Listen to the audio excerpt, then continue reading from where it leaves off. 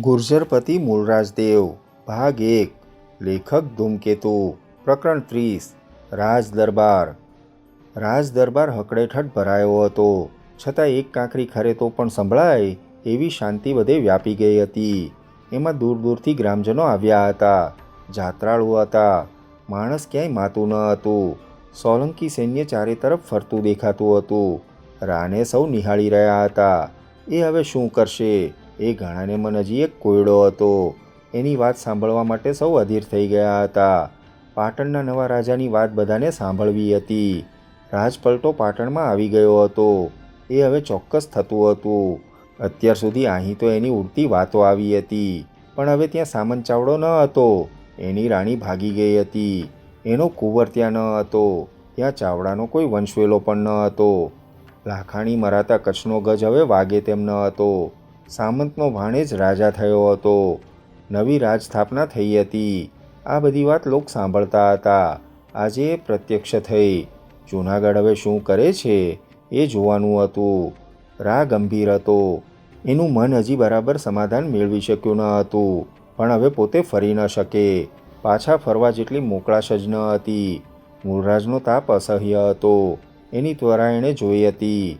અત્યારે શાંત રહ્યા વિના છૂટકો ન હતો. પાટણ ઉપર કોઈને કોઈ ભવિષ્યમાં દોડશે જ. એ વખતે જોઈ લેવાશે. એનું મન આમ સમાધાન મેળવતું થયું હતું. રાના અડીખમ રણગેલા યોદ્ધાઓ અહીં હતા. ઘણા હતા, સશસ્ત્ર હતા, પણ એ સૌ રાની નજર ઉપર મીટ માંડીને બેઠા હતા. રાની જો એક નિશાની મળે તો તરત લોહીની નદીઓ વહે. માધવ આ જાણતો હતો. એ સચિંત હતો. એણે જંબકને ચેતવ્યો હતો. રાણાજીને કહી રાખ્યું હતું. અભય ચાવડો સેનાપતિ પણ એ વાતનો જાણકાર હતો. જરાક જ સળવળાટ લાગે કે રાહ જોવાની ન હતી, એટલે એ બધા પણ રાને, એના અણનમ ભડવીરોને, એના સૈન્યને સૂક્ષ્મતાથી જોઈ રહ્યા હતા. હવામાં હજી શંકા હતી. પહેલાં વહેલા રાને જ બોલવાનું એમ નક્કી થયું હતું. એથી કોઈ વાત અકસ્માત ફૂટી નહીં નીકળે એની ખાતરી થાય. માધવ મંત્રી ઊભો થયો. તેણે ચારે તરફ નજર કરી. એક બામણો આમ બધા યોદ્ધાને બે કોડીના બનાવી જાય એ બધાને ખૂંચતું હતું. રાના યોદ્ધાઓના મોં જોવા જેવા થઈ ગયા હતા. એમાં ઉપહાસ હતો. ભયંકર ખુન્નસભરી વૃત્તિઓના રંગ હતા. વારંવાર તલવાર ઉપર જતા હાથ જોવાતા હતા. એ બધા ક્યારે કાપાકાપી કરી મૂકે એ હજી કહેવાય તેમ ન હતું. અહીં એમની હાજરીમાં આ દરબાર ભારે સહાયરૂપ તો હતો જ, પણ માધવનો ચહેરો દ્રઢ હતો. એણે નિશ્ચય જ કર્યો હતો. એણે અભય ચાવડાને કહી રાખ્યું હતું, એક પણ તલવાર નીકળતી જુએ કે તારે થોભવાનું નથી, અમને પૂછવાનું નથી, મહારાજની આજ્ઞાની પણ રાહ જોવાની નથી. એક પણ તલવાર નીકળે કે તરત જ તારે બધાને બંધનમાં મૂકી દેવાના છે. રાહ પણ તરત જ ત્યાં ને ત્યાં કાં બંધનમાં હશે, કાં એ જનોય વઢ જ થઈ જશે. બીજી કોઈ વાત હવે છે જ નહીં. આ પ્રમાણે દ્રઢ નિશ્ચય કરીને પછી જ આ રાજ દરબાર ભરવામાં આવ્યો હતો. પોતે પાટણથી દૂર દૂર, ઘણે દૂર હતા. એક પળની અસાવધતા એમને ભારે પડે તેમ હતી. માધવ ઊભો થયો અને પછી ધીમે પણ મક્કમ અવાજે બોલવાનું શરૂ કર્યું. જૂનાગઢનો રા અમારા મિત્ર બેના છે. પાટણપતિ મહારાજ મૂળરાજદેવ હવે પાટણમાં સર્વસત્તાધીશ છે. સામંત ચાવડો હવે ત્યાં નથી. મહારાજે એને હણી નાખ્યો છે. તે વિના પાટણ આજે ત્યાં હોય નહીં એવી અવ્યવસ્થા થઈ જતી હતી. બીજા પાટણમાં બેસી જાય તેમ હતા. માલવરાજ હતો, સાંભરરાજ હતો, લાટપતિ હતો, ઘણા હતા. તમે બધાએ જાણતા હશો. ન જાણતા હો તો આજે જાણી લેજો.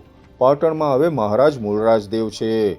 ફુલાણીએ અમને સાથ આપ્યો હોત તો અમારે માટે એ મોટો, આખા દેશનો મહાન દ્વારપાલ બની રહત, પણ એમનાથી એ ન બન્યું. એટલે મહારાજે એને પણ આટકોટ પાસે હણી નાખ્યો. રાહ રીપુએ અમારી વાત સાંભળી મહારાજની મહાન રાજ્ય સ્થાપવાની ઈચ્છાને માન આપ્યું. પાટણ મહાન બને, ગુર્જરોનું એક મહાન રાજ્ય બને, અને તમે સૌ જેવા તેવા મહાન નહીં હો.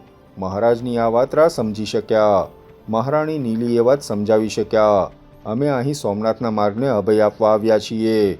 તમે સૌ, રા પોતે, એના બધા યોદ્ધાઓ સોમનાથના ભક્ત છો. અમે પણ સોમનાથના ભક્ત છીએ. એટલે એ વાત પહેલાં કરી લેવાની છે. રા અહીંના મહાન રક્ષક બને છે. એ પાટણપતિના મહાન સહાયક થાય છે. એમની ઊભથી અમે ત્યાં હવે બધાને ગુર્જર દેશથી આગે રાખી શકીશું.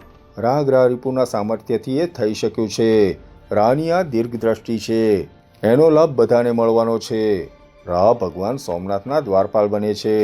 બધાને માટે આ માર્ગ હવે નિર્ભય છે. એ જવાબદારી તેમણે માથે લીધી છે. રાયે પોતાના 108 મહાન ગજરાજો મહારાજ મૂળરાજને ભેટ આપ્યા છે.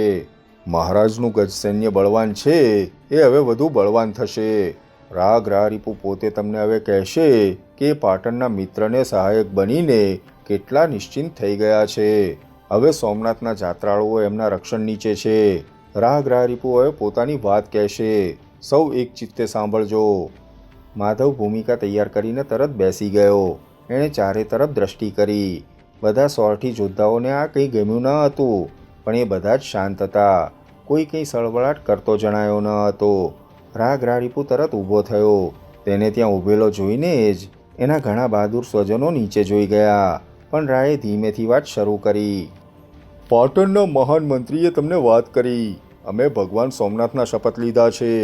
હવે આ માર્ગે કોઈ જાત્રાળુ લૂંટાય તો એની જવાબદારી જૂનાગઢની છે, મારી પોતાની છે.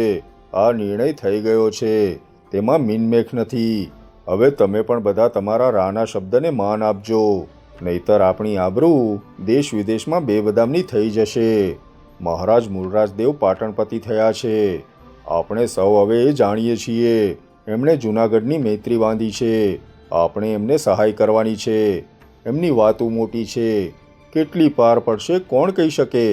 ભગવાન સોમનાથ સૌથી મોટા છે. આટલું જે જાણે છે એ બધું જાણે છે. માણસ કંઈ ધારે કંઈ ઉતરે, એ તો જે સમયે જે થાય તે. આપણે પાટણની પડખે જ છીએ. અહીંથી મહારાજ સોમનાથ જાય છે, ત્યાં સોમનાથના જળથી આપણે એમને સહાયનું વેણ આપવાનું છે. પછી મહારાજને માટે તો પાટણમાં ઘણા સવાલો ઊભેલા છે, એ તરત ત્યાં જવાના. આપણે આપણું વેણ હવે પાળવાનું છે, એમાં મિનમેખ નથી.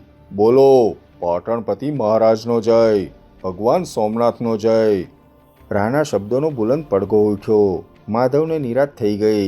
અત્યારે તો રાનું ઠેકાણે હતું. એના મનમાં અત્યારે કોઈ બેવફાઈ ન હતી. તેણે તરત જ મહારાજ મૂળરાજદેવને કહ્યું, પ્રભુ, જાત્રાળુઓને નિર્ભયતાની હવે આપણે ખાતરી આપવી રહી અને રાની વાણી પણ અપનાવી લેવાની જાહેરાત કરવી રહી. રા નીચે બેઠો કે તરત મૂળરાજદેવ ઊભો થયો. એના ચહેરા ઉપર એ જ અડગ નિશ્ચય દેખાતો હતો. રાગ્રારીપુએ અત્યારે ભારે સમજણ બતાવી હતી.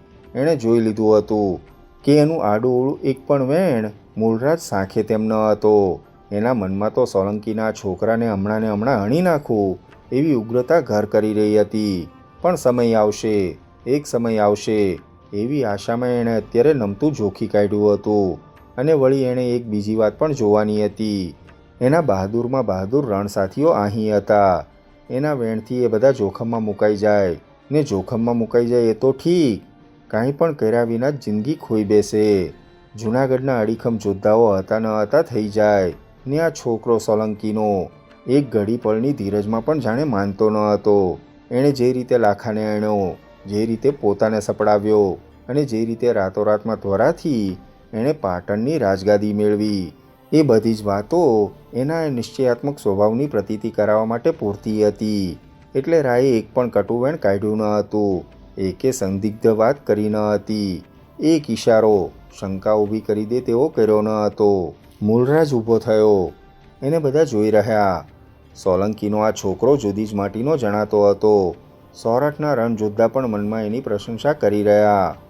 એણે ફુલાણીને હણ્યો હતો દ્વંદ્વયુદ્ધમાં. ગ્રારીપુને બંધન આપ્યું હતું દ્વંદ્વયુદ્ધમાં. એ જોતા એના સામર્થ્ય વિશે કોઈને હવે શંકા રહેતી ન હતી. મૂળરાજે ધીમા શાંત પણ નિશ્ચયાત્મક અવાજે વાત કહેવાની શરૂઆત કરી. પોતાની વાણી વિશે કોઈને કંઈ શંકા ન રહે એ એની ઈચ્છા હતી. એણે કહ્યું, જૂનાગઢના રાગ્રારીપુ અમારા મિત્ર છે. અમારા સહાયક થવા એ કબૂલ થયા છે. અમારા આ તરફના એ પ્રદેશપતિ છે. જેવા વર્ધમાનપુરમાં ધરણીવરા ચાપોતકટ છે તેવા. એમની આ દીર્ઘ દ્રષ્ટિએ આ બધા જ પ્રદેશને એમને પ્રદેશપતિ બનાવ્યા છે. એ એમનું વેણ પાળવાના છે. અમારે આ બાજુ ઘર્ષણ ન થાય તે જોવાનું છે.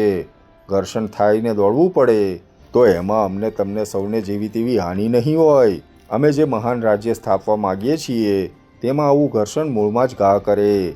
એટલે એ ઘર્ષણ સદંતર ટળી જાય એવું કરીએ જ અમારે છૂટકો થાય. સોલંકીની ગજસેના એ વખતે અહીં કોઈને રહેવા ન દે. ગિરિદુર્ગ પણ પછી રાહ રક્ષી રહ્યા. આટલી આ વાત સ્પષ્ટ છે.